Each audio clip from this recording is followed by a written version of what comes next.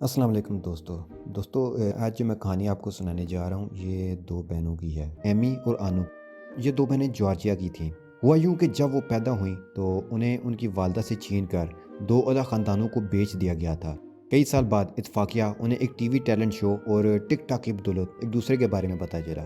ہاں دوستو، ٹک ٹاک جہاں ہم دیکھتے ہیں کہ بہت فضول کاموں کے لیے یوز ہو رہی ہے، وہاں اس کے کچھ پازیٹیو پہلو بھی ہیں۔ ہم نے اکثر دیکھا ہے کہ سوشل میڈیا کے تھرو لوگ آپس میں مل رہے ہیں، جو بچھڑے ہوئے لوگ ہیں وہ بھی آپس میں مل رہے ہیں، اور ویسے بھی شادیاں کرنے کے لیے بھی لوگ آپس میں مل رہے ہیں۔ تو اس کے پازیٹیو یوز بھی ہیں اور نیگیٹو یوز بھی ہیں۔ تو یہاں جو سٹوری ہے یہ اس سوشل میڈیا کی پازیٹیو سائیڈ ہے، لیکن یہ ایک بہت بڑی ٹریجڈی ہے کہ انہیں اپنی سٹوری کے بارے میں کیسے پتہ چلا کہ مثلا آپ کے ساتھ بھی ایسا ہو کہ آپ بیٹھے ٹی وی دیکھ رہے ہوں اور اچانک آپ کو پتہ چلے کہ یہ جو میرے پیرنٹس ہیں یہ تو میرے پیرنٹس ہیں ہی نہیں ہیں، میں تو ان کا بیٹا یا بیٹی ہوں ہی نہیں، میرے پیرنٹس تو کوئی اور ہیں۔ اور پھر آپ اس سٹوری کو جاننے کی کوشش کریں کہ کیا ہوا، میں اس گھر میں کیسے پہنچی یا پہنچا، میرے ساتھ کیا ہوا۔ اور اس سے بڑی بات آپ کو یہ پتہ چلے کہ اکیلا میں گم نہیں ہوا، بلکہ میرے ساتھ میرا سبلنگ تھا، میرا بہن بھائی تھا، وہ بھی گم ہو گیا تھا اور وہ کسی اور خاندان میں پال رہا ہے۔ اس طرح کی ٹریجڈیز ہماری دنیا میں ہو رہی ہیں، اس طرح کی ریئل سٹوریز ہیں، تو یہ بھی ایک ریئل سٹوری ہے۔ تو ایمی اور آنو، ان کی سٹوری بھی بہت دکھی ہے۔ ایمی اور آنو، ان دو بہنوں کی سٹوری بھی بہت ہی دکھی ہے۔ ایمی اور آنو نے اس سچ کی تلاش کے لیے 2 سال محنت کی، تحقیق کی۔ اس دوران انہیں یہ پتہ چلا کہ جارجیا میں کئی ہزار ایسے لوگ ہیں جنہیں کئی دہائیوں پر محیط عرصے میں ہاسپٹل سے بیچا گیا یا وہ نومولود تھے۔ سرکاری سطح پر تحقیقات کی کوششیں ہوئیں، لیکن ابھی تک کسی کو ذمہ دار نہیں ٹھہرایا گیا۔ ایمی اور آنو کی ایک دوسرے کو دریافت کرنے کی کہانی تب شروع ہوتی ہے جب وہ 12 سال کی تھیں۔ ایمی اپنی موم کے ساتھ، اصلی موم نہیں، وہ موم جو اسے پال رہی تھی، وہ ان کے ساتھ بیٹھی اپنا پسندیدہ ٹی وی شو دیکھ رہی تھی، جارجیا گاٹ ٹیلنٹ۔ جس طرح امریکہ گاٹ ٹیلنٹ ہے، Australia got talent, India got talent, تو جارجیا کا اپنا شو ہے، جارجیا گاٹ ٹیلنٹ۔ وہاں لوگ اپنا ٹیلنٹ شو کرتے ہیں۔ وہ دیکھتی ہے کہ وہاں ایک لڑکی ڈانس کر رہی ہے جو بالکل ان جیسی لگ رہی تھی۔ وہ نہ صرف ان کی طرح لگ رہی تھی بلکہ حقیقت میں دونوں ایک جیسی ہی تھیں۔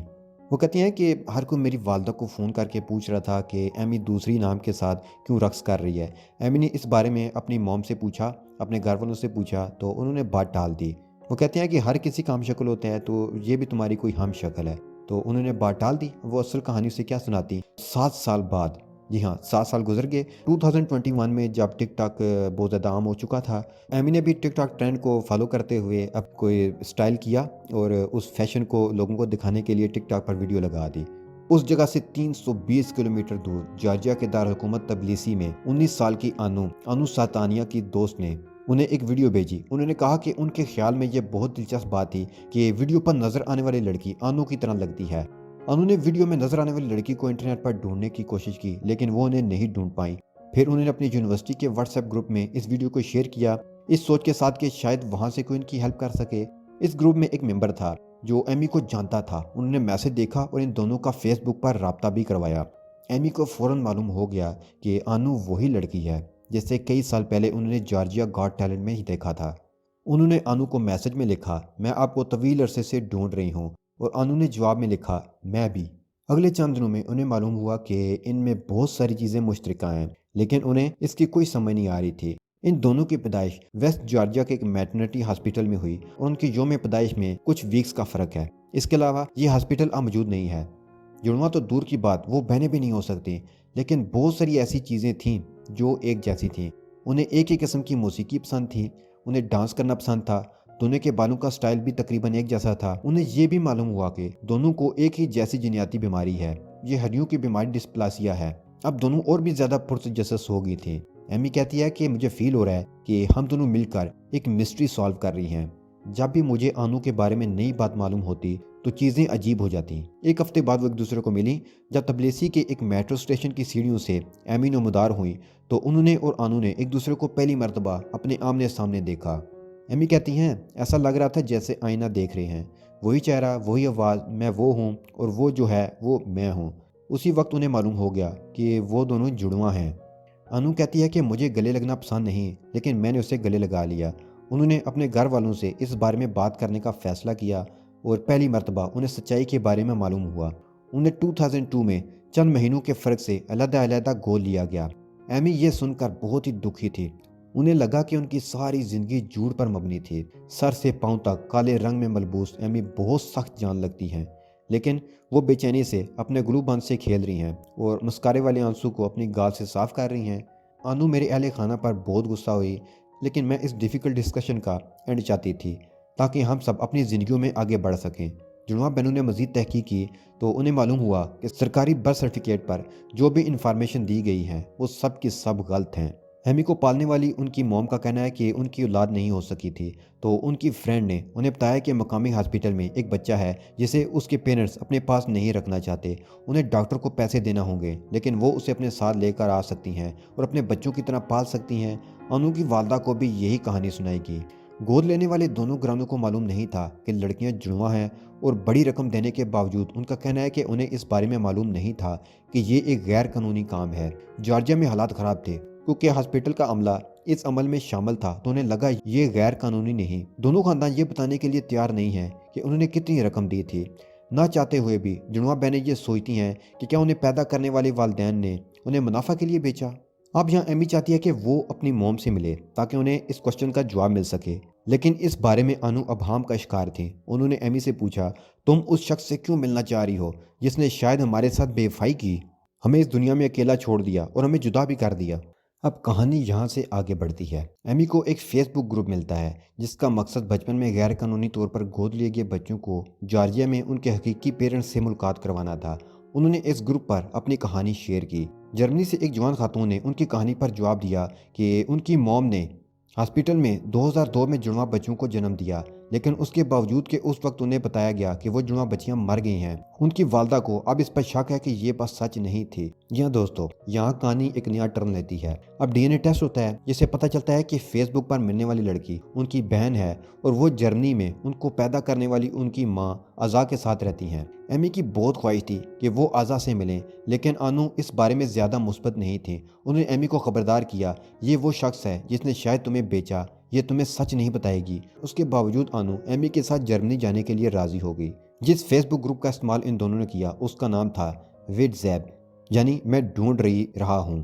اس گروپ میں کئی ایسی پوسٹ ہیں جن میں بہت سی ماؤں نے لکھا ہوا ہے کہ ہاسپٹل کے عملے نے انہیں بتایا کہ ان کے 9 مولود بچے مر گئے ہیں، لیکن بعد میں سرکاری ریکارڈ میں جب انہوں نے دیکھا تو ان کی موت درج نہیں تھی، ان کے بچے شاید ابھی بھی زندہ ہیں۔ دیگر پوسٹیں بھی ایمی اور انو جیسی بچوں کی ہیں جو انہیں پیدا کرنے والے والدین کو ڈھونڈنے کی کوشش کر رہے ہیں۔